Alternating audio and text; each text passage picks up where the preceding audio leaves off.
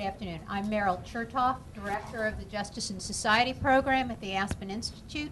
I'd like to welcome all of you to this roundtable discussion, part of a series that the Justice and Society Program is running. Today we're very fortunate to have with us Phil Howard, founder of The Common Good and a partner at the Covington Burling law firm, and Stuart Taylor. Before we get started, I just want to tell you a little bit about the Justice and Society Program. The Justice and Society Program is one of the oldest policy programs at the Institute for 30 years. We have discussed issues at the intersection between law, society, and culture. We run a program every summer, the Justice and Society Seminar in Aspen, Colorado.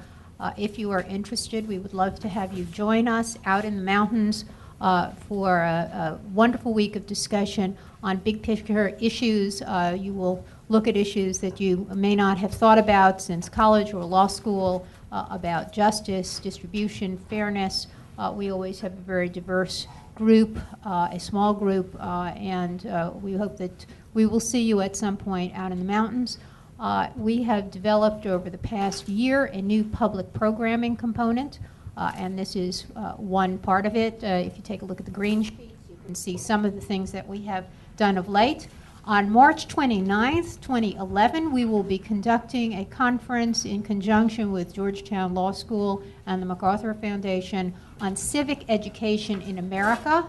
It will be keynoted by Justice Sandra Day O'Connor, and I think it will be a very interesting discussion. We are hoping to have upcoming programs on the Constitution in the 21st century. Well, today's topic. We talk about frequently, in terms of public policy, issues like flexibility, innovation, creativity, judgment, all values that we think about in a very positive way. On the other side of the ledger, accountability, regularity, consistency. Two sides of the ledger, values that we all both feel very positively about, but what happens when they conflict? In the world of litigation and regulation, is there a balance that has been overcome by some of the problems that we see in America today? Does our regulatory system inhibit innovation? When we as lawyers talk about the dead hand in the context of law, we often think about the dead hand as being something that stifles. Well, the dead hand is alive and well in the regulatory system and can stifle innovation. So I'm going to turn this over to Stuart Taylor. Stuart is a regular columnist for the National Journal, a contributing editor at Newsweek, and a non-resident senior fellow in governance study at the Brookings Institution. He's a graduate of Princeton University and Harvard Law School. He is also the author of Until Proven Innocent, Political Correctness and the Shameful Injustice of the Duke Lacrosse Case. Thank you, Meryl. I appreciate that. One update, I'm no longer a regular columnist in National Journal, but I think the rest is true. To introduce Philip before I start asking questions, I'll just tell a quick little story. He and I had lunch with a mutual friend, Philip Bobbitt, who's a professor at Columbia Law School and has served in more administrations of both parties than anyone else I know. And after lunch, Philip and I were chatting about our old friend Lloyd Cutler, great Washington lawyer who we were both had worked for, we were both great admirers of, and to both of us he symbolizes the good old days when leaders of the legal profession were also civic leaders and played a large role in the affairs of the nation. Lloyd, as you know, was White House counsel twice, but throughout his career he managed to find time to be very, very successful at representing a lot of clients, while at the same time playing a significant role in the life of the nation.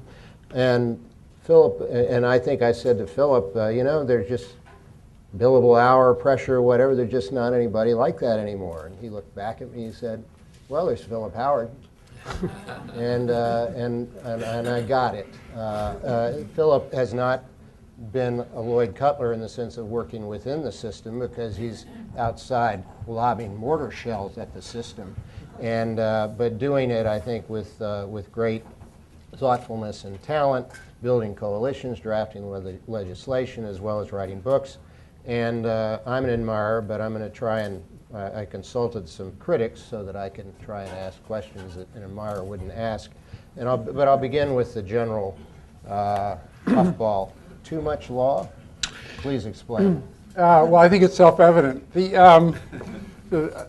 Actually, before we answer, there are a couple of seats up here, and there's some people standing. I actually saw somebody from New York, so they should feel free to come over and sit down. I'd also like to thank everybody for coming, especially the Honorable Jim Cooper, one of my heroes, who is in the middle of a busy election season, but one of the leaders of common sense in the Democratic Party. So, Jim, thank you for being here.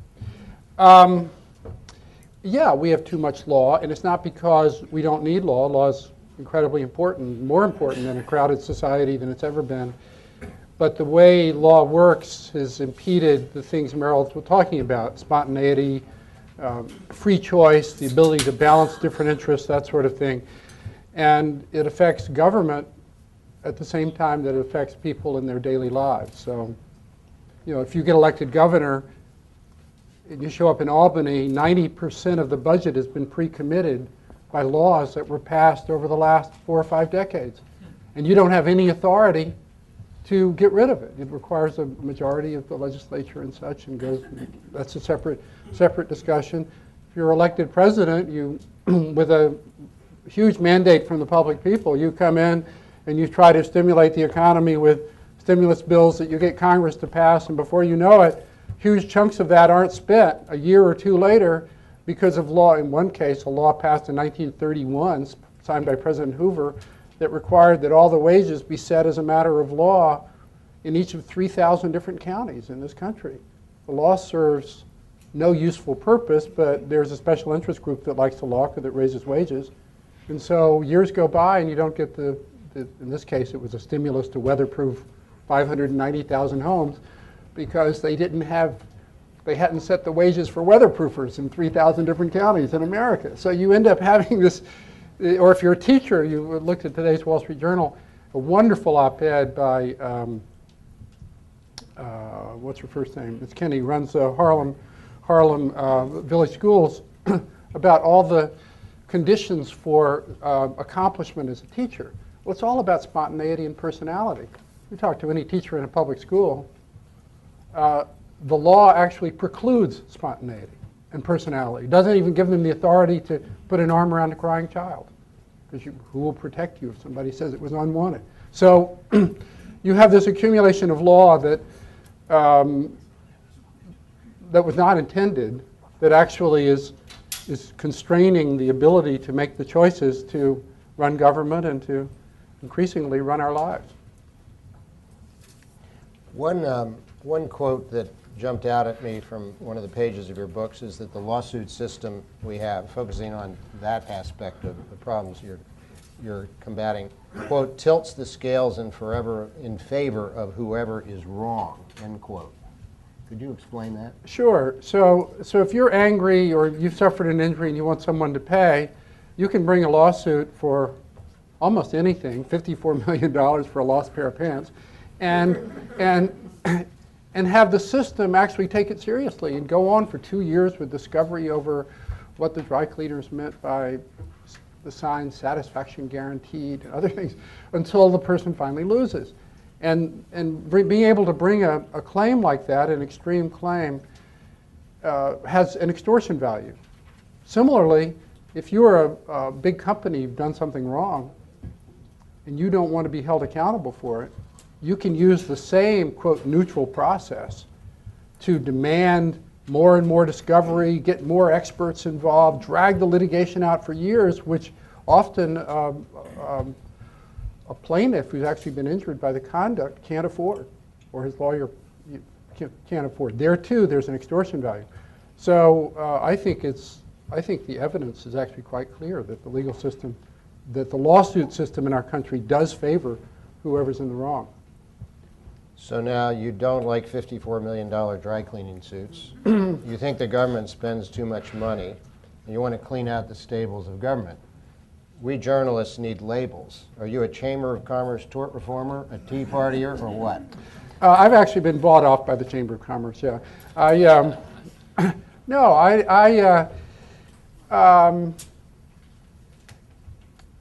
Business is obviously incredibly important in our society, but I believe that tort reform has largely missed the point. Because tort reform has focused on the most extreme cases, maybe the $54 million lawsuit that I mentioned, when in fact, if you added up all the sum total of tort claims, all the cost of it, it might be 2% of the GDP, which is twice as much as in Western Europe, for example, for tort claims, but it's hardly a crippling tax. The problem with the litigation system isn't there so many crazy cases, because juries will generally be sensible and judges will generally try to arrive at a sensible result if they get there. The problem is that it's affected people's daily behavior. It's actually changed the culture so that the teachers won't put their arm around the crying child, and the businessman is afraid to hire somebody he doesn't know well because he's afraid that if it doesn't work out, he might get sued for discriminating, you know, or some such thing. So it's this, or doctors practicing defensive medicine. The fear, the likelihood of getting sued, unless you're an obstetrician or neurosurgeon, where the likelihood is actually quite great, but the likelihood for most doctors being sued is actually quite slim. And yet, it's hard to find a doctor who doesn't practice defensive medicine all day long. I was talking to a pediatrician friend in Charlotte. He's a pediatrician, so he's not in a high-risk specialty. He said he's completely changed the way he deals with patients. As he put it, I wouldn't want to say something off the cuff that might be used against me. You think about a pediatrician going through the day with this little lawyer on his shoulders, whispering in his ear all day long about, gee, if you say this, or you say the child looks fine, they might use it against you, and the 1 in a million chance that the child isn't fine. And so the chamber hasn't really focused on that point. So what we've done in healthcare is advocate for something called, you know, expert health courts, where the idea would be to make it easier to sue for people who have legitimate claims, but to affirmatively defend doctors by the science if it's a baseless claim. The whole idea is to restore reliability, not simply to stop claims. One digression down tort law lane, and I don't think you've written about this, but I'd be curious. Obviously, there's a lot of lawsuits about a lot of wrongdoing that was done on Wall Street that has a lot to do with the meltdown. Right. How much good are all those lawsuits collectively going to do you think? What are they going to contribute to compensating victims or to deterring wrongdoing in the future? Well, you know, I think in most cases of systemic wrongdoing, whether it's mass torts or Wall Street, generally the more efficient way of dealing with the problem is through the regulatory system, changing the rules, making people accountable and liable, which often the SEC has done. They've made people come up with huge restitution funds to compensate people who are injured. I think that's dramatically more efficient. The kind of thing Ken Feinberg is doing with Katrina, or I mean with the BP oil spill. That's dramatically more efficient than having this swarm of locusts known as trial lawyers, you know, coming upon, you know, each finding plaintiffs and mainly fighting with each other over the fees and taking some huge percentage of what ought to be going to victims for themselves. The event announcement, Merrill's event announcement asks, who will be the winners and losers if your views prevail? What about that? Oh, the loser today is the common good. The loser is the Sunday school teacher, the doctor, people who want to make a difference, who want to roll up their sleeves and be themselves. The person who wants to start a business who's discouraged from doing so because the legal barriers to entry are so great. So the winner in a system where law becomes trusted and becomes a framework instead of a micromanagement system, or I think it's not really good enough to be micromanagement. It's more like a swamp, I think. The losers are special interests. I mean, the system stays in place because, I believe, because there are people whose job it is to be agents for particular interests, and they're very legitimate interests. The Chamber of Commerce, the AARP, those are all legitimate interests. But they won't let go of their entitlement. So, for example, Medicare, the medical system's unaffordable. How do you change it? Well, one of the things you do is you change the incentives. You make it so that patients who can afford it have some stake in the game, and they have to pay some meaningful percentage of things that are perhaps discretionary, of procedures. You make it so that doctors actually are accountable if they overuse the system in order to make more money for themselves. Well, that requires changing the way Medicare works. Well, there are all these special interests dedicated, the American Medical Association, AARP, to name two very worthy groups, who have dedicated themselves to keeping the change from happening. Another quote from your book: leadership is basically illegal in a legal thicket. Could you be specific in the context of President Obama? Obviously, he comes to office facing a worse array of problems than most presidents, particularly economic problems. But is the legal sclerosis, if I may call it that you're talking about, tying his hands? Completely. I mean, going back to the example of the weatherproofers, he could not spend the $5 billion that was allocated by Congress to weatherproof 590,000 homes because of the Davis-Bacon Act passed in 1931 that requires all the wages to be set as a matter of law. Jonathan Rauch, who's sitting across the table here, has explained in the most vivid detail, better than anyone else, how people's hands are tied by how our leaders' hands are tied by government. I was talking to Steve Goldsmith, who's the new deputy mayor for New York City, used to be the mayor of Indianapolis, who worked on some reinventing government type initiatives a couple of weeks ago. He said, I've had 8 really good ideas for reform. Every single one is illegal.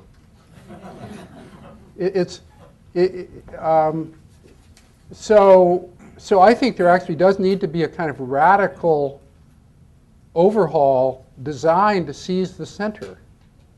Not designed to do something radical, designed to make some government function. Again, you can't make it function without cleaning this out.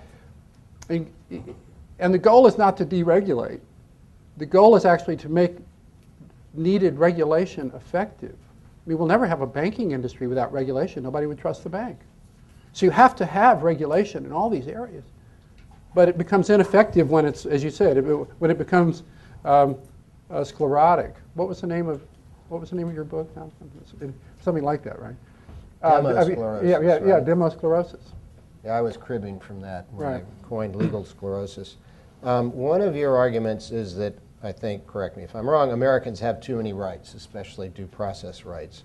That kind of goes against the grain. How could having rights be bad for us? And gee, what about all the good things the rights revolution did on racial fairness, on procedural fairness before people get fired, that sort of thing? Well, it's a longer discussion.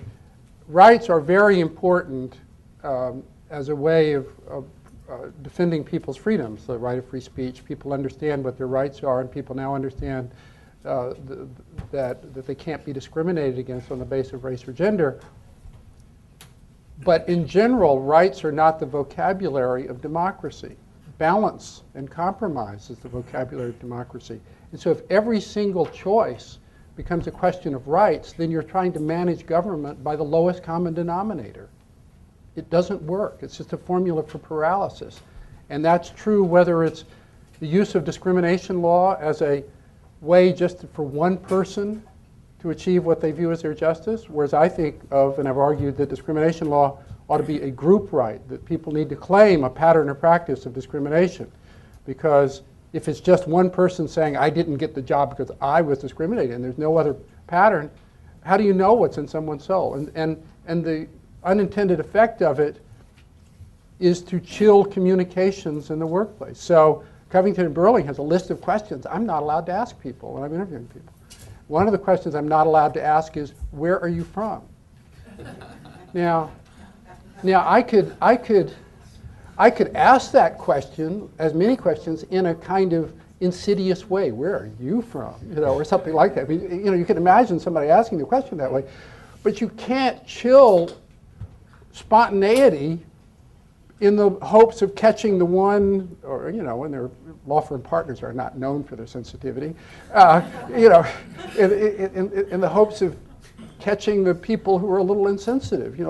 These laws are intended to solve bigger ills than kind of one-on-one conversations and sensitivities, and frankly, employment decisions. It's not about perfection in the workplace. It's about getting rid of an incredibly horrible history of racial and gender and other discrimination. Let's say you're right in your critiques of how things are. How do you fix them? And is it sort of hopelessly utopian to think that we can change trends that are so deeply woven into our legal culture? I don't think so. I think it's a question of just looking at law in a different way and then adjusting accordingly.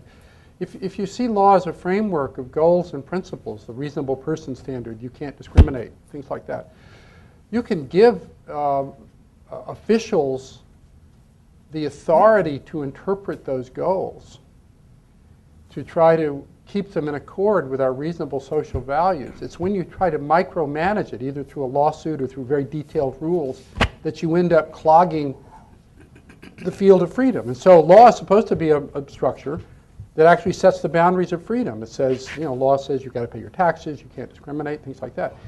And then it's supposed to be an open field of freedom where people can interact in all kinds of ways, get in each other's way, get angry at each other, etc. That's what freedom is. It's free choice. It's spontaneity, all those things that, again, Merrill referred to. What happened, those dikes have burst. And so people wade through the law all day long. So you need to pull it back. So what I've argued is that judges need to take the authority to draw, if the legislature hasn't, to draw the boundaries of reasonable risk. Somebody brings a lawsuit for $54 million for the lost pair of pants. The judge says at the very first conference, maybe you have a claim in small claims court for $100, but not in a court of general jurisdiction for millions of dollars. Case dismissed without prejudice to refiling a small claims court.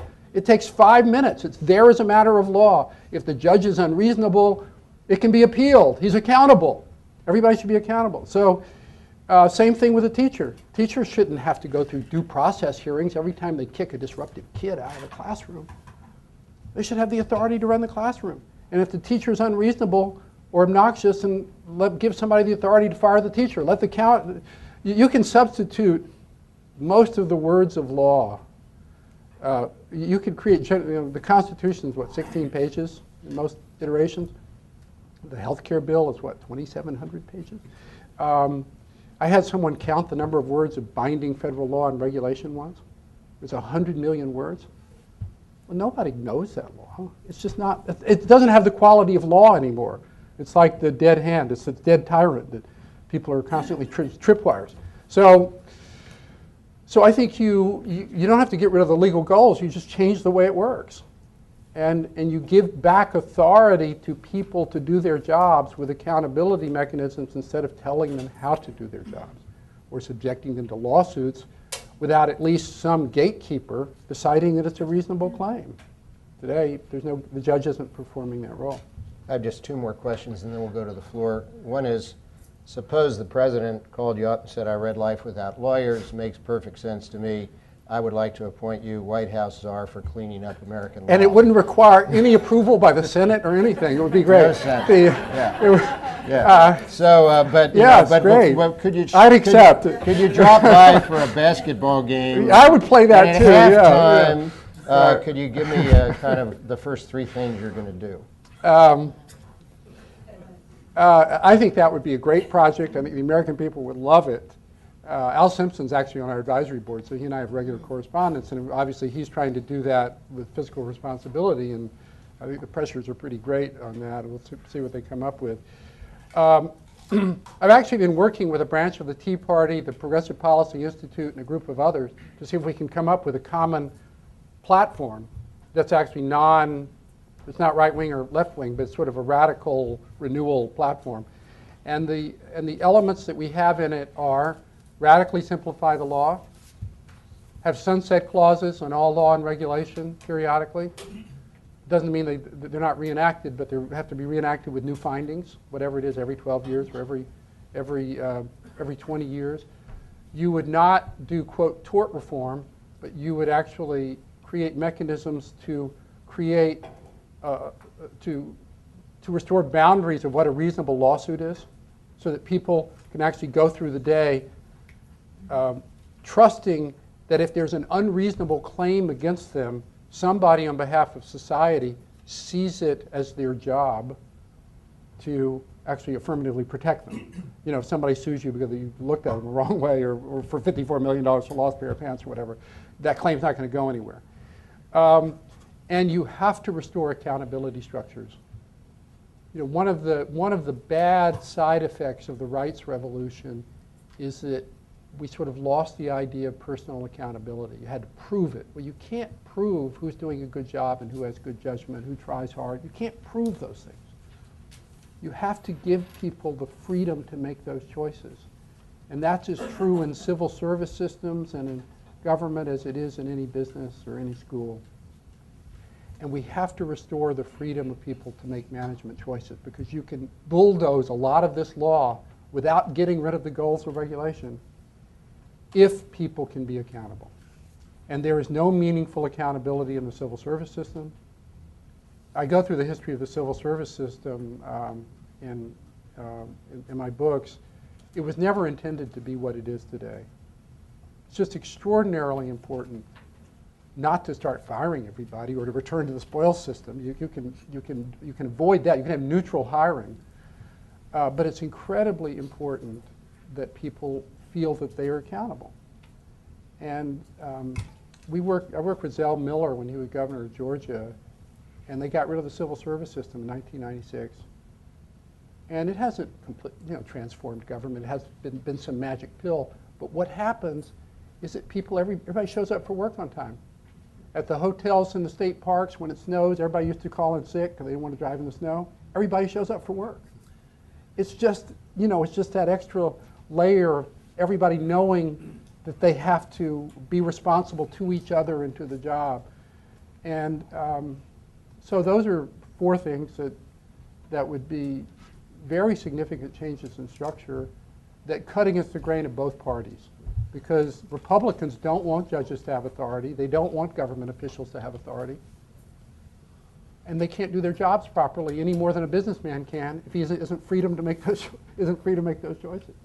And Democrats kind of like the idea of central planning, I guess. So they like having a rule for everything. And there too, it's going to require, I think it's going to require movement. And I actually have a draft, if anybody wants to see it, of this one-page platform that I've been working on with not the Sarah Palin, Dick Armey wings of the Tea Party, but Alan McFarland's wife, KT, is a prominent Republican in New York, introduced me to, and Will Marshall, and again, people on the left working with them. And I think something like that needs to emerge from this chaos that we're in now.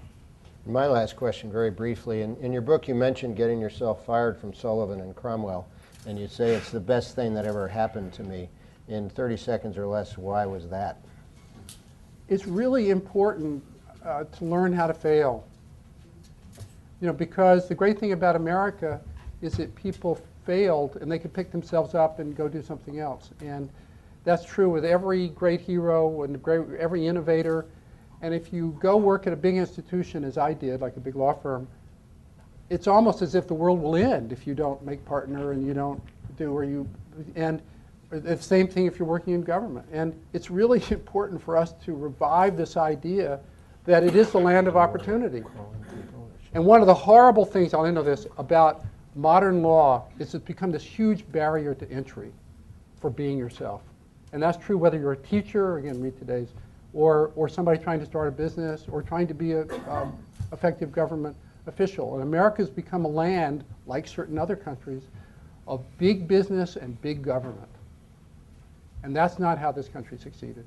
It succeeded on real people rolling up their sleeves, doing things in their community, starting their own businesses, and we've got to recreate, I believe, those conditions, both to alleviate the frustration that everyone feels and to make everything, work again. Good. It's time for floor questions, and Meryl will choose who can ask them. Yes. Bruce, will you identify yourself and your affiliate?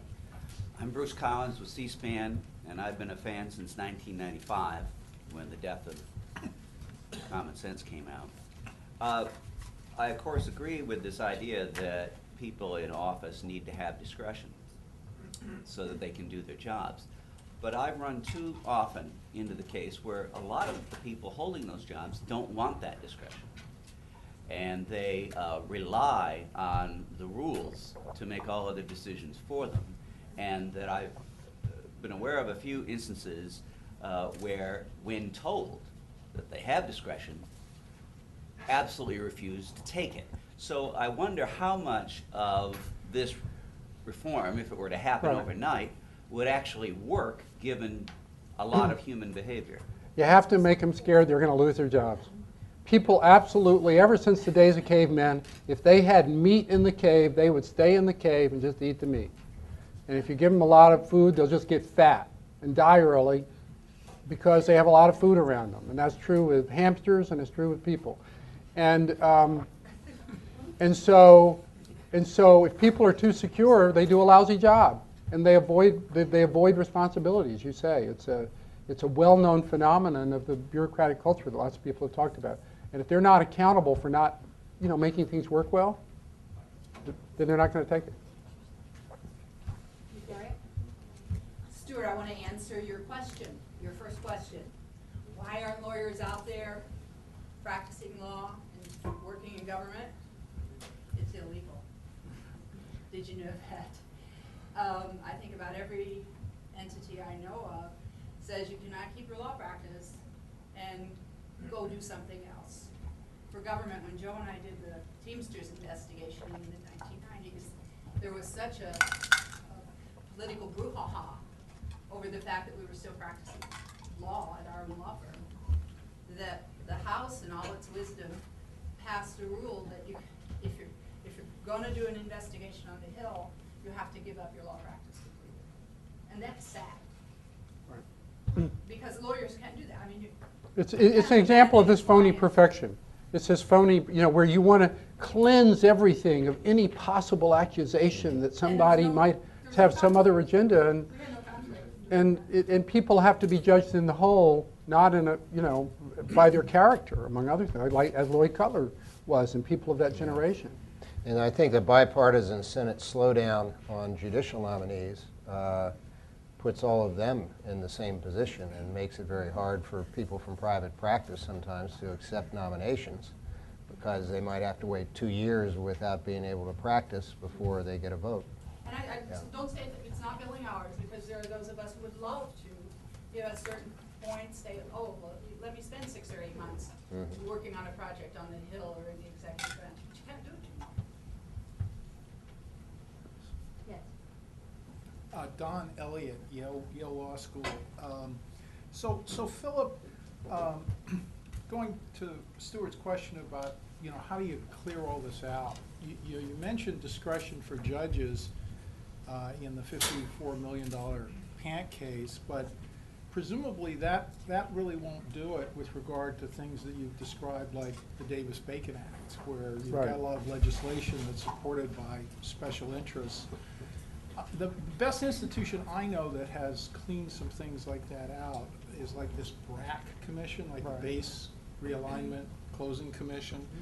What about the idea of law reform commissions, which we have at the state level and in some other countries, where you get people that review a lot of existing law and then sort of present a package to the legislature? Does that have a role to play in this?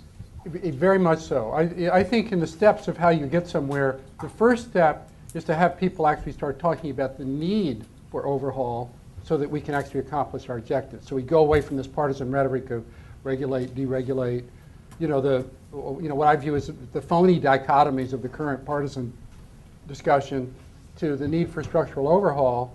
That's step one. And then step two, you have to have a mechanism to tee it up with concrete hypotheses of reform. And I think commissions are as good an idea as any. There's actually a law about commissions. It's the federal, commission, and the law is so complicated that it actually makes it hard to appoint an effective commission. What you would really want is a few people, I think, pick a number, half a dozen or less, who will actually come up with concrete ideas. Because they don't have the power to implement it. You just want something with a coherent point of view. So you might want to change that law first in order to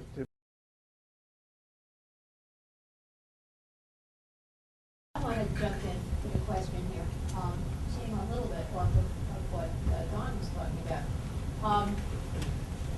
When one of my colleagues asked, I described what you were going to talk about, and he said, "Well, what's the right answer? I mean, how are we going to fix these things?" And I flippantly said, "Well, let's clone Ken Feinberg."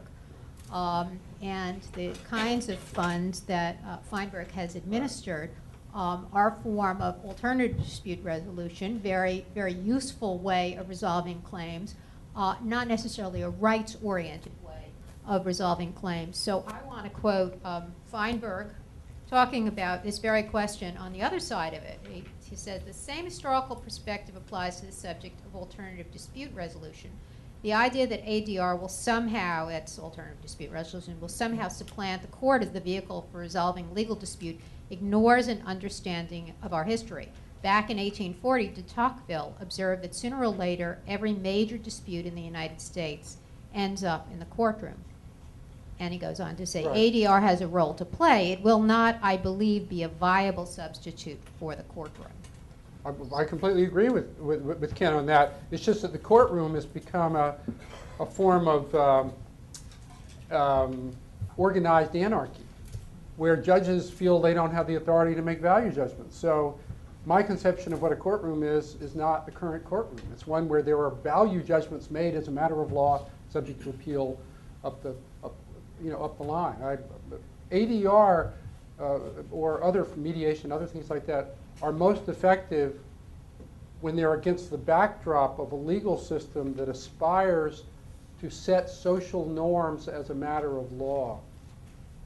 When it's set against the backdrop of a neutral process system of justice where you can litigate for 5 or 10 years without norms being asserted, then it no longer functions as that. All the medical review panels, for example, that many states have set up to try to bring order to the malpractice system, they don't work because the tort lawyers know that if you have a baby born with cerebral palsy, it doesn't matter that every scientist in the country says that nothing the doctor did could have caused it, because the jury is going to see this horrible tragedy and they're going to give money, and it might be tens of millions of dollars, and because of that, the insurance company will always settle for millions of dollars. It doesn't matter what so if you don't have a court system that's actually set up to actually make a value judgment, cerebral palsy as a matter of law could not have been caused by what the doctor did here, advised by independent experts, then the ADR never, or any of those systems don't work. And that's why we've advocated, and now have everybody in healthcare more or less in support of, the idea of creating expert health courts that would be like bankruptcy courts or something, but they'd be for malpractice. And the idea would be these courts would actually set these norms as a matter of law and written opinions, not just a jury verdict up or down, that sort of thing. Catherine, hi, my name is Catherine Jones, and I do a lot of volunteer work in my other side of my life with the underserved population, with the children of this town, basically. And the consensus that I'm getting from the DC government and from some entities that Meryl and I are involved with is even if they change the laws where the schools could set boundaries with these children, the groundswell of the parents to protect the child and back up the child on their, terrible behavior, in some cases violent behavior, to the teachers, is so bad that even if they tried to change the laws, I'm not sure that it could ever affect a change. And I want to understand how you feel about that. Thank you. Incredibly important point. Amid all discussion of school reform and better teachers and test results and all this, almost virtually ignored is the pervasive disorder that affects throughout inner city schools in America, where, as one public agenda survey found, 43% of the teachers say they spend more than half their time maintaining order rather than teaching. That means those kids are getting at least half, at most half the learning. Because if one kid's disrupting the class, nobody can learn. All the attention goes there. Richard Aram at NYU, is a sociologist, done all the studies about the rise of school disorder and the relationship to due process systems and the rise of the regulatory system designed to achieve fairness, and has really laid out the case for radically changing the legal structure. The only way you can deal with an unreasonable parent is have someone on behalf of society who has authority to say, case dismissed, and if they persist, to fine them. I tell the story in Life Without Lawyers of a teacher in Cody, Wyoming, who was threatened with a lawsuit by a parent because she lowered the grade of the kid by 10% because the paper was turned in late. And that was the rule in the classroom. And the principal wouldn't stand up for her because he didn't want to get dragged into a dispute in the courts with an unreasonable parent because he knew the judge wouldn't protect him. So they had arguments back and forth, and finally the teacher just capitulated and raised the grade, even though that was incredibly unfair, because no one on behalf of society had the authority to tell the parent to go jump in a lake. So, I mean, you can find that story. Talk to any principal about where they spend their time, and it's unreasonable parents bullying them. I might add that when the legal system gives the unreasonable parents lots of ammunition, that incentivizes unreasonableness. I mean, I don't think parents used to take that approach when their kids were disciplined. There are some special ed parents, because special ed law gives individualized rights to each kid. Not most, but a few, who literally dominate the time of principals. Some principals say they spend over 70% of their time dealing with a few special ed parents, because the law gives them the right, these legal rights, and they just constantly press. Well, what does that do to the running of the school? You have to change the law. Are there models that you could point to of education or training, continuing education, any of those kinds of things that are turning out or helping develop people in the legal profession who have a sense of responsibility or able to utilize discretion and who probably not. Right. And who have a sense of accountability.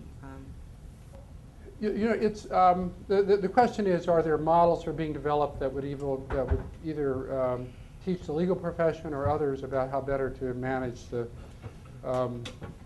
disputes within schools? Well, there are certainly models about how schools can work well. They're called charter schools and private schools and parochial schools. In those schools, people have the authority to run the classroom. Again, read today's op-ed in the Wall Street Journal. The problem is not mainly one that I would lay at the feet of the legal profession. I've spoken to the lawyer, whatever the trade group is for education lawyers, and they're very frustrated by the current system because the amount of law, school law, is literally thousands of pages. And so these school districts spend all this money and time trying to comply with mandates from here and there and rights and everything else. You have to change the law. You have to. The first question should be, what kind of freedom and authority does a teacher need to be an effective teacher? Second question is, what kind of freedom and authority does a principal need to be an effective principal? And that's the question. It's not who has what rights and all that kind of stuff. It's what kind of authority they need to run a school. And then you can build a framework, legal framework around that that tries to accomplish as many legal goals as we want to as a society that could be liberal or not, and I'm agnostic, but they can't interfere with the answer to those first two questions. Because the school can't run without spontaneity and personality and judgment and perception. How do you prove Johnny threw the pencil first? You call other kids to the witness stand? I mean, you know, it's just not practical. People are making these choices all day long.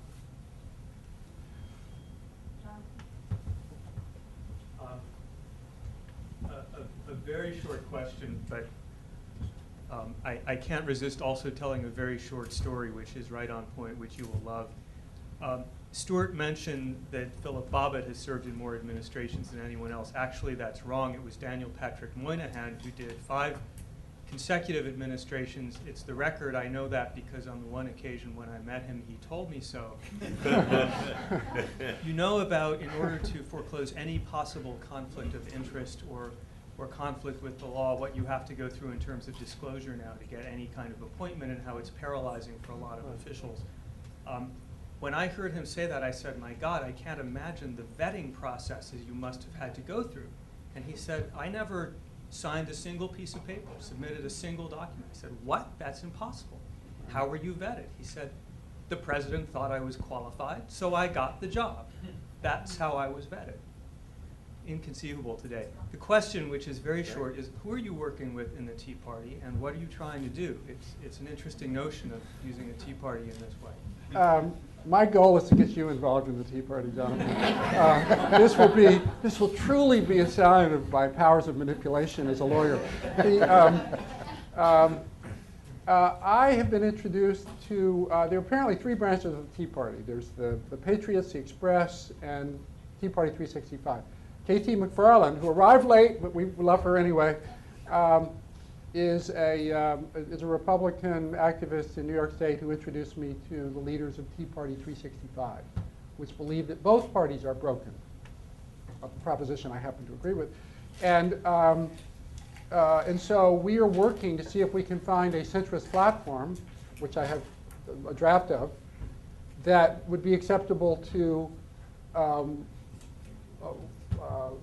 Democrats who are trying to make the system work better in all the ways that we've been discussing. So David Webb is a person of the steering committee. He's a conservative talk show host, African-American, has been very helpful and forthcoming and open. And we're probably going to do a public program in New York with Will Marshall and David and maybe some others, talking about possible hypotheses for overhauling government to make it work better for the common good in a few weeks, and see if we can get a little traction bringing people toward the center rather than simply throwing spears and arrows in a partisan sort of way. Can we see the platform? It's right here. Andy will give you one right now. I should put footnotes to stuff you've written, but I didn't. I was just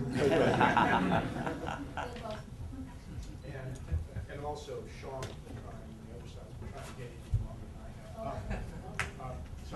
have. For an extra $5 contribution, you get your questions answered first. As you know, as you know, Philip, I'm very sympathetic to the basic thrust of what you're doing, and with many of the details. But just in the spirit of mixing things up, I'd like to complicate the picture just a little bit in 2 respects to see how you respond.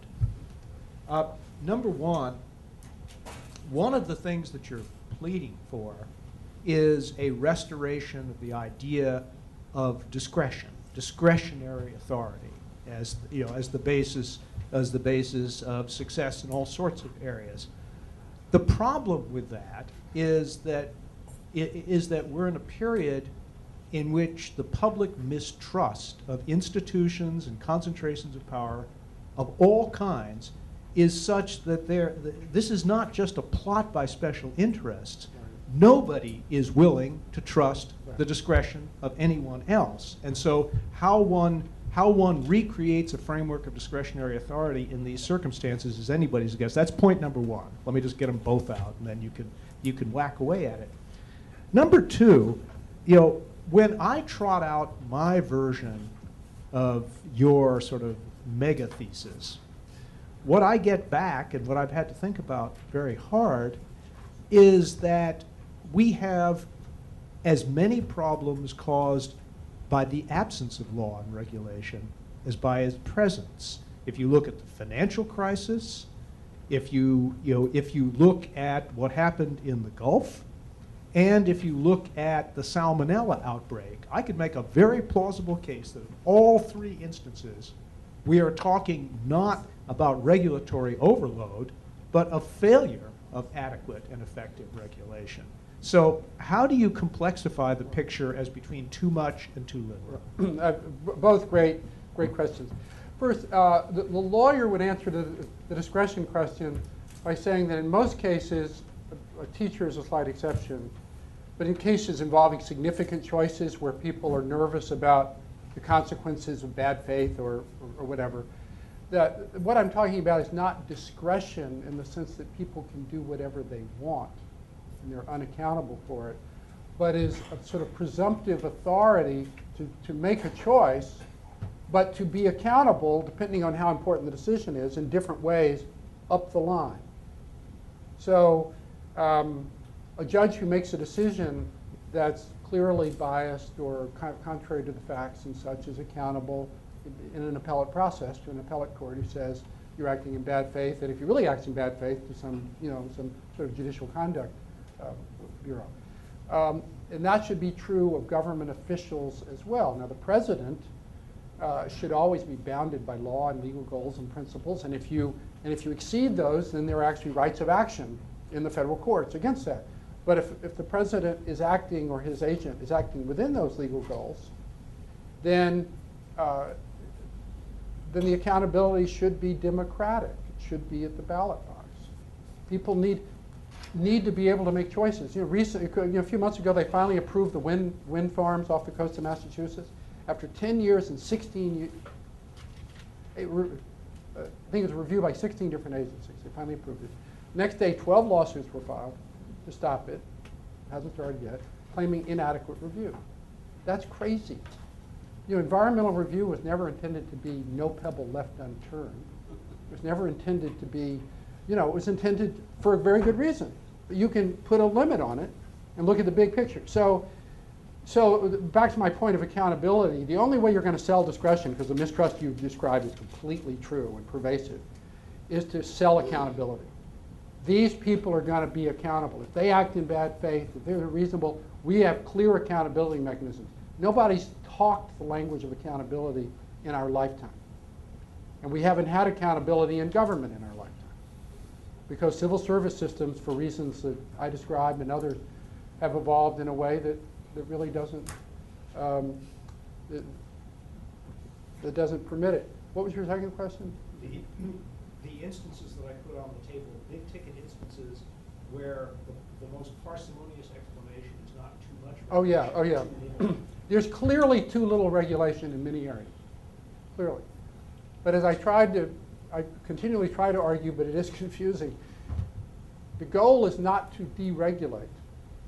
In a globalized, anonymous, crowded society where you cannot rely on community norms to keep people acting reasonably, law has an ever more important role.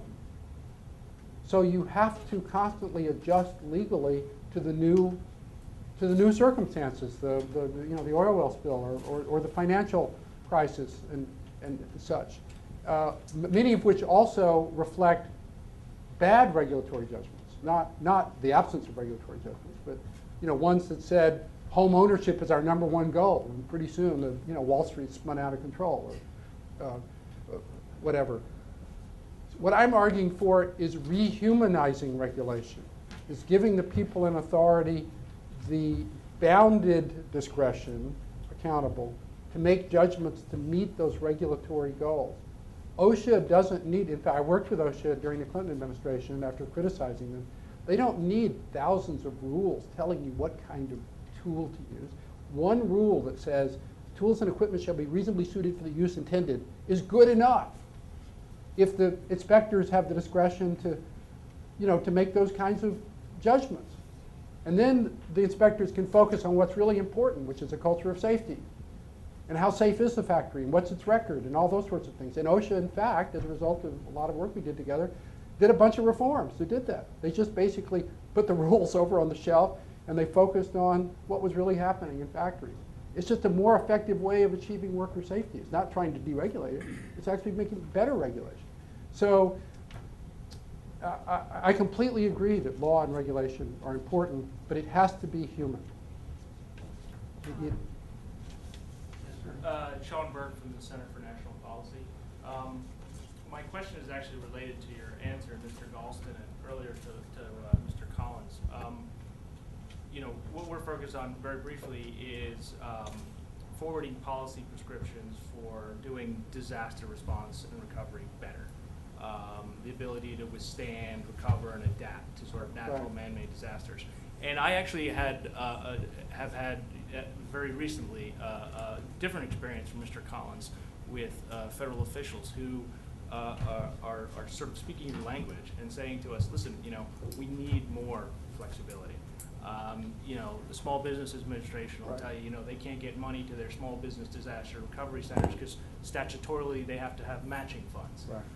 You know, all the local officials down in the BP oil spill will say, you know, if FEMA could have gotten involved, you know, but for OPA 90, you know, a lot of their problems would have been solved. So I guess my question is, how do we do your answer quickly? And how do we do that without endangering the long-term solution? I mean, we can do the czars, and we can sort of hope the federal officials have the courage to run the risk of the lawsuit. But is it, you know, is that? I think well, I think probably the transition period. I go back to what Don Elliott was saying. The transition period would involve take disaster relief, having a you don't do away with all the rules immediately. It'd be far too controversial. You just put them on a shelf and have a broad waiver if somebody makes a certain finding, but give somebody important the power to make that finding to meet certain goals better. Years ago, we worked on something like that with EPA during the Reinventing Government days with Project XL, where you could negotiate a different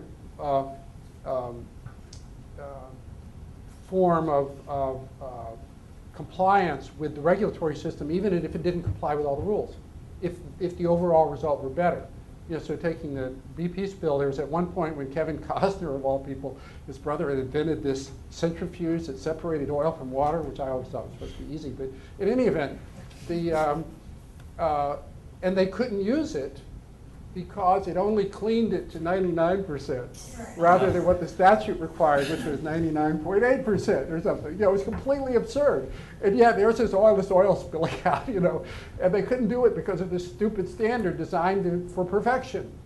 And somehow they got around it and they eventually, you know, instituted the thing. So I think the easiest way to do this in a transition period is to have broad waiver requirements if there's a finding by some agency head or the president or somebody that allows, you know, it so happens that my first job, that was not mowing lawns, was working at the Oak Ridge National Lab on the economic theory of post-nuclear war recovery. And I published a paper, and I was about 20 years old, working under a Nobel Prize winner called Eugene Wigner on post-nuclear war recovery. And it was about how you actually get an economy back going when there are these significant dislocations. And it's a really interesting combination of, and you look at the German model, of active government intervention and structure and incentives for saving to build a capital base in that case, with freedom of people to adapt and be spontaneous and to meet the needs. So it's where we are in a globalized economy. Government has to be there, or you're not going to have banks and commerce or other things, because you need the reliability of law, and you've got to do it in a way that keeps human energy, the freedom for human energy. Otherwise, it just becomes central planning.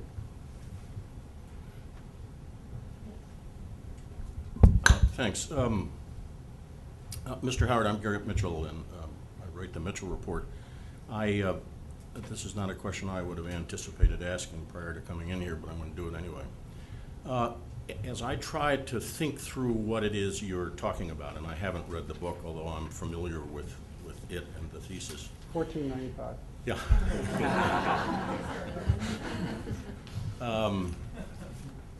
It seems to me you're operating in at least two camps. One is a legal camp, where what you're arguing for is sort of unpacking, unbundling, re-examining laws, getting rid of stuff we don't need, simplifying the law, et cetera. That's sort of a bunch of lawyers doing their thing.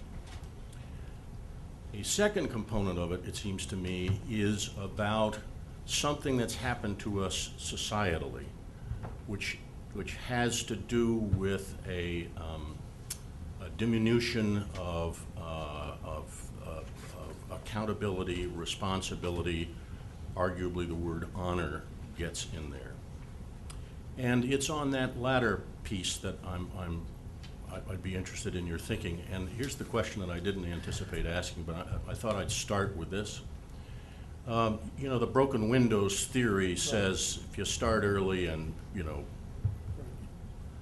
I want to come at it from the top down. And I want to ask you whether you think that the pardoning of Richard Nixon, or the, however one wants to describe presidents who followed, one of whom lied under oath, et cetera, does this have a piece? Does this have a place in what you're talking about? Sure. And so if society is led by people who we consider to be dishonorable, in whatever way, it could have no relevance to public policy, that has a corrosive effect on the society. But the point about honor is just and responsibility, incredibly important. People talk about responsibility all the time. And Obama in his inaugural speech called for a new era of responsibility. People wake up in the morning and want to do the right thing. I was talking to a movement consultant, there are such people, who has said we need to center this movement around the idea of personal responsibility, where people can wake up in the morning and they can do the right thing, and that's what they're going to dedicate to do. I said, no, no, no. This is not a problem that people want to do the wrong thing. Most Americans want to do the right thing. Responsibility, in the sense that we're missing it, actually starts at the top. So if you don't have, use the obvious example, if the principal doesn't have authority to tell this unreasonable parent to go jump in a lake, then other parents are going to say, well, why should we be, you know, we should fight hard for our kids. That's the way the system works. And so when you break down these authority structures, as we have in our society, where the teacher doesn't have authority, the principal doesn't have authority, and the president doesn't have authority, all of a sudden you can't be reasonable, you can't be balanced, because the system doesn't allow you to be. And you get the one person, the squeaky wheel who brings a lawsuit, ends up getting their way. So it is all about honor, but you don't recapture what I believe is still this great, deep well of responsibility and honor and creativity and everything else in the American people, which you see whenever you go into, you know, not Washington certainly, but, you know, kind of a real place, you know, outside the Beltway, and not New York, I might say. But we believe in greed.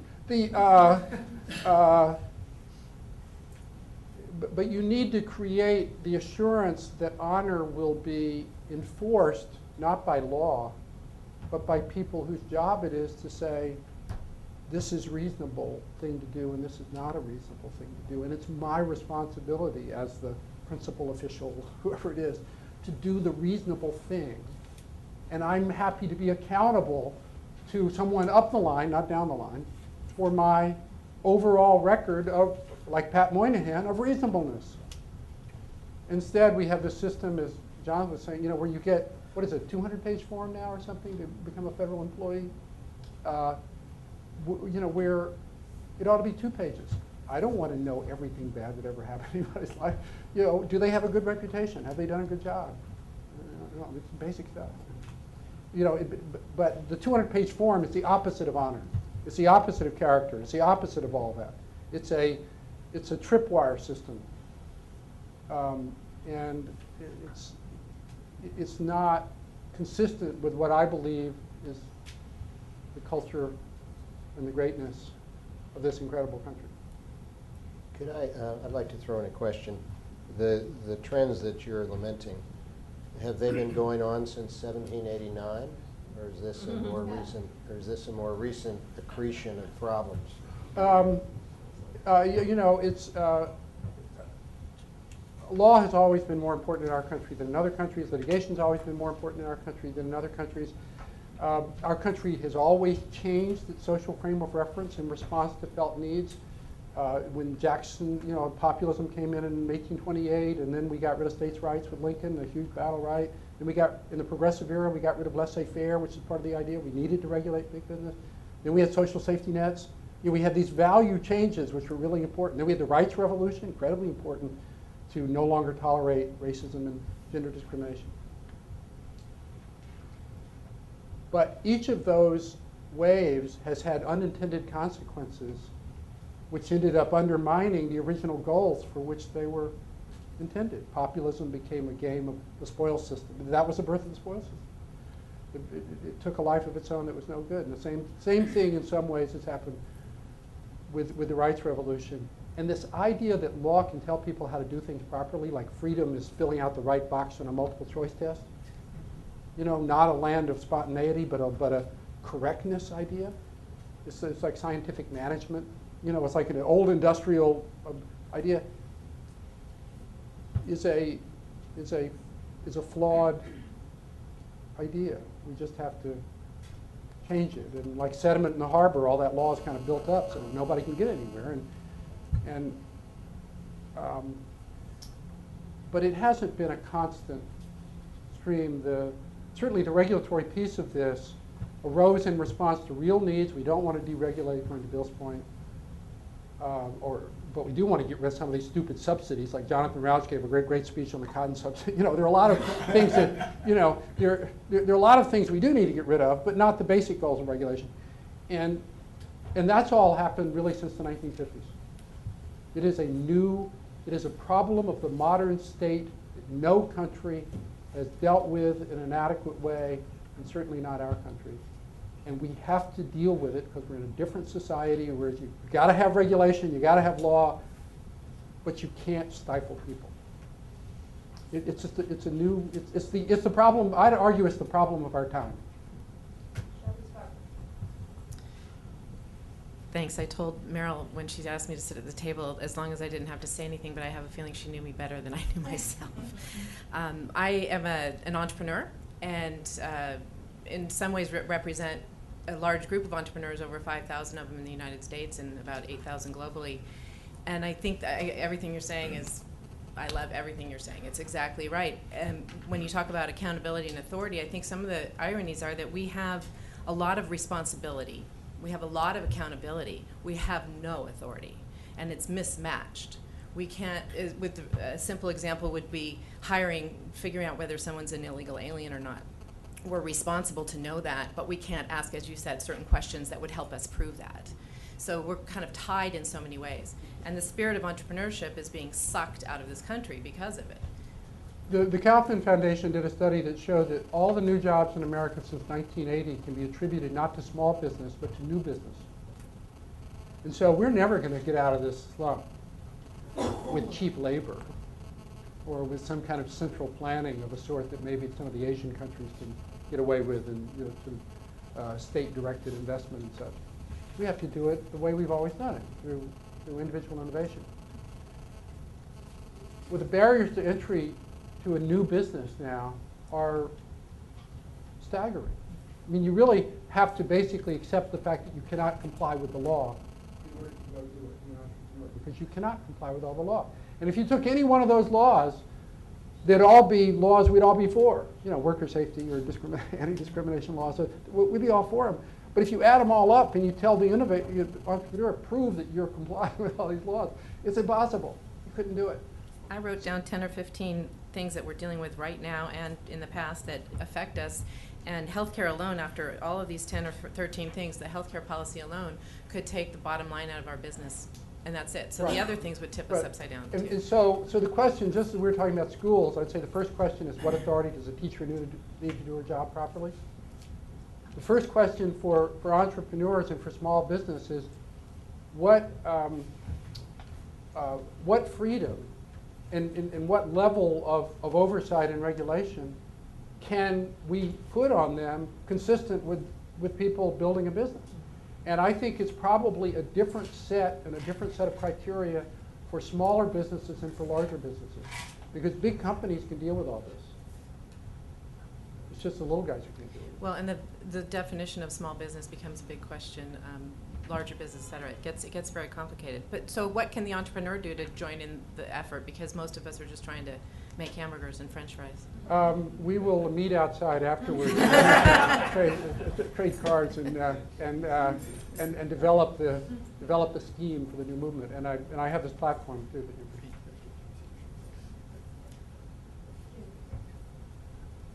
Go ahead, Judy.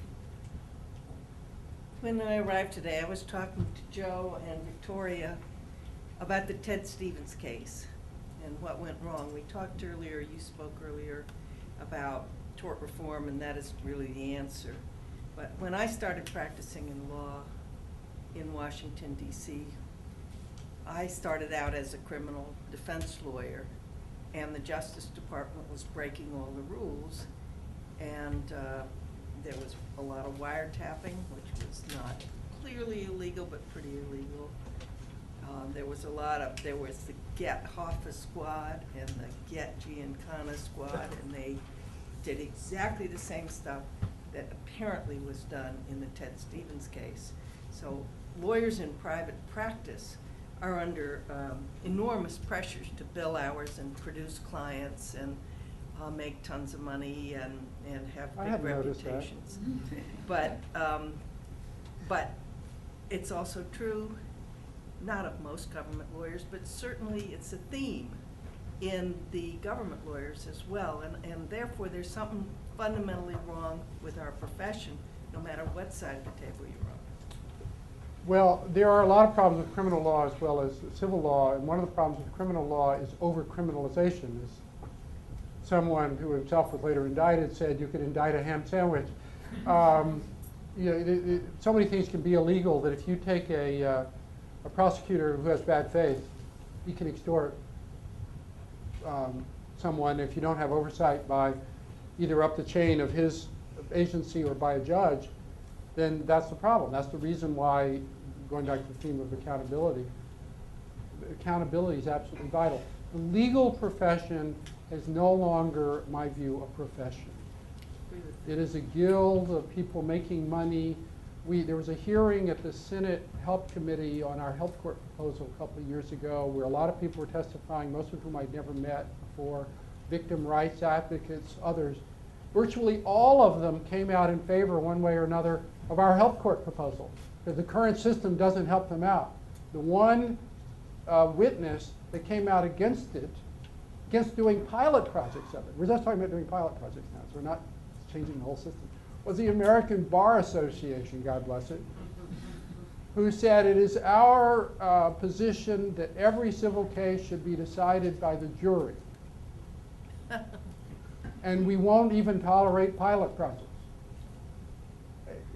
Well, first of all, it's a longer discussion.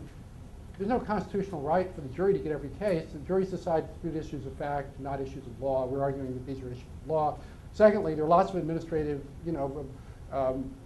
compensation systems, not just Ken Feinberg, but lots of others, workers' comp systems that are perfectly constitutional. So the American Bar Association is simply acting as an organ of the plaintiff's bar. And, so they're not going to help solve the problem. Judy's question prompts this thought, having spent a little time looking at rogue prosecutors. One of the problems there, I think, is too much discretion, with no accountability and no prospect of accountability.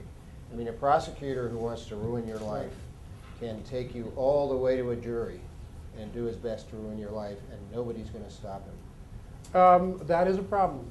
And unlike judges, if judges don't exercise oversight or brilliant, insightful, brave journalists don't expose the abuses, then sometimes that happens, and we all have examples. What's amazing about the American prosecutorial system is actually how good it works. And Most prosecutors I know, I had this discussion with the chief of staff from Morgenthau the other day. There's a culture among most prosecutors that actually recognizes that their job is balanced, because everything's so over-criminalized that you can get anybody you want for almost anything. And if they don't exercise their discretion, given the current state of the law, they'll indict half the country. They'd be under an obligation to. So while the discretion can be abused, thank God we have it, because otherwise it would be, you would have no distinction between major crimes and minor crimes, first offenders, not offenders. And the problem with the sentencing guidelines is it took away discretion. And so you had people who were first-time offenders buying or selling LSD in a sugar cube that were up for 20 years because sugar cubes weighed a lot and cocaine in powder form didn't, even though that was a worse drug. You know, it had all these mechanical discretion, voids of discretion in the guidelines. So letting humans make choices doesn't mean they'll make the right choices. And that's why we need accountability. But not letting humans make choices means we have a perfect record of all the wrong choices, and you undermine everybody's freedom to get anything done. And those are the choices. Joe, and then one more. The Ted Stevens case actually has a broader meaning. I'll get to that in a second. But I do want to say I agree with your thesis of accountability, and it's very important. When a government gets as big as the United States government is, it cannot be managed. Let's not kid ourselves. This government is not manageable. You're talking about something that is vital. I'm not sure how we get there, which is legal deconstruction. You want to destroy and rebuild in order to make it better. Now, getting there is going to require a national movement, and maybe it's the Tea Party as the Petri dish, whatever it is. But this is a big deal, but it is central to democracy and a true government that works, because anybody who thinks our government works right now doesn't read a newspaper or surf the internet. And at best, one of the best examples of that is what Judy said. The people who prosecuted Senator Stevens were not political appointees. They were career prosecutors that no one would manage. They did what they did under a Republican administration. They indicted a Republican senator. They convicted him a few weeks before his reelection. They changed the balance of power in the United States Senate, and they acted, in my opinion, illegally and criminally. But you know what? Not a single senior executive in the Justice Department would manage that section.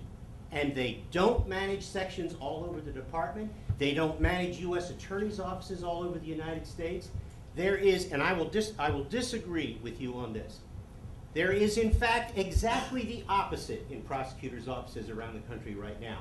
There is an arrogance, a lack of fear of accountability that they can do whatever they want. In the case of Nifong, in the Duke case, he was an elected official. He was a politician. In the face of the Justice Department and Senator Stevens, what you had were rogue career prosecutors who knew that the political people were afraid to tell them what to do because they would scream political interference if the people who did it. That, of course, brings up the whole question of you got to make people in charge of things in all of these agencies, people who have experience, so they know what to do when things are really seriously bad. But your idea of legal deconstruction is absolutely essential to fixing the problems. I don't know how we're going to get there, but it's fundamentally correct. You know, Justinian did it 2,000 years ago with incredibly invigorating consequences to commerce in the ancient Roman Empire. Napoleon's great accomplishment, he thought, and most people thought, was the Napoleonic Code, which created not certainty, it was a series of general principles, which still exist. Is still the basis for civil law in Western Europe today. It's absolutely essential for reasons. I'm volunteering to join the crew. Okay, great, perfect, great. We're up to 2. We've got a question back from online. David, you can do the last question. Thank you. My question is, and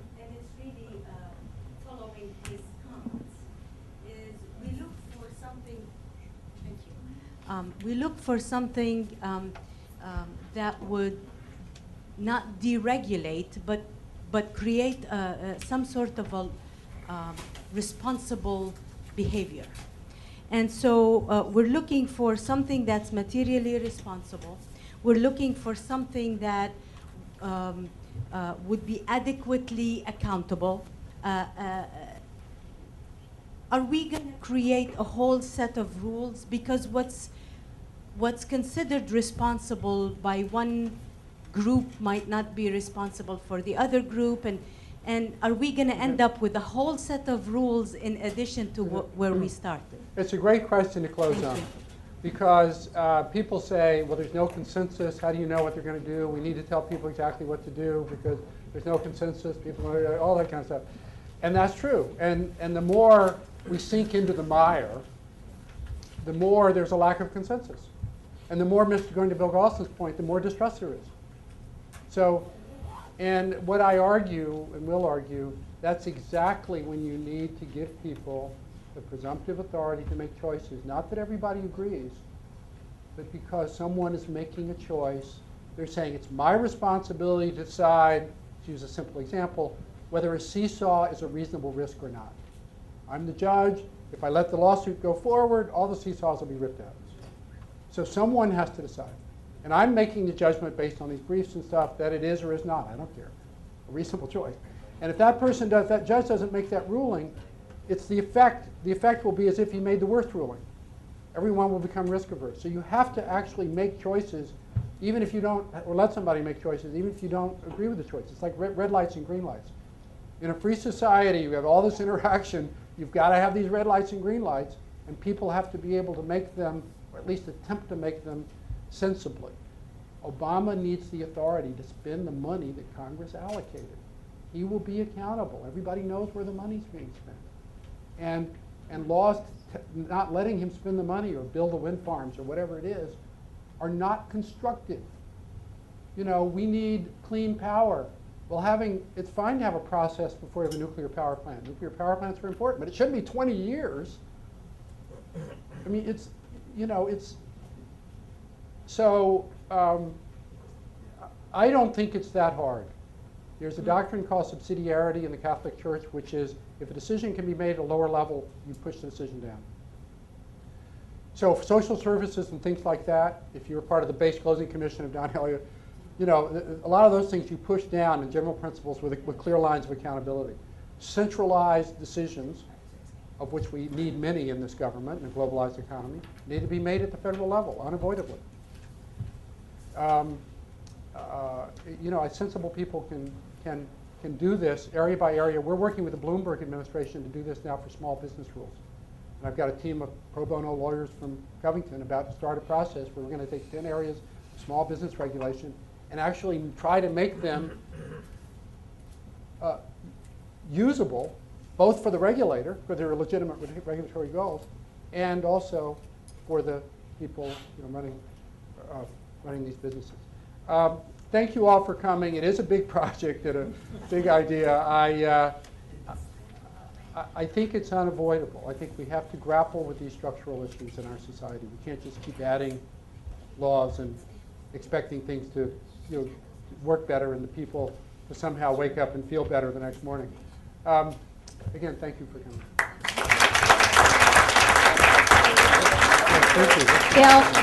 Bill, thank you very much for being here today. These are the kinds of discussions that we will keep bringing you here at the Aspen Institute. This is exactly the kind of discussion we like, talking about big picture issues, and we hope that you'll come back and listen to more.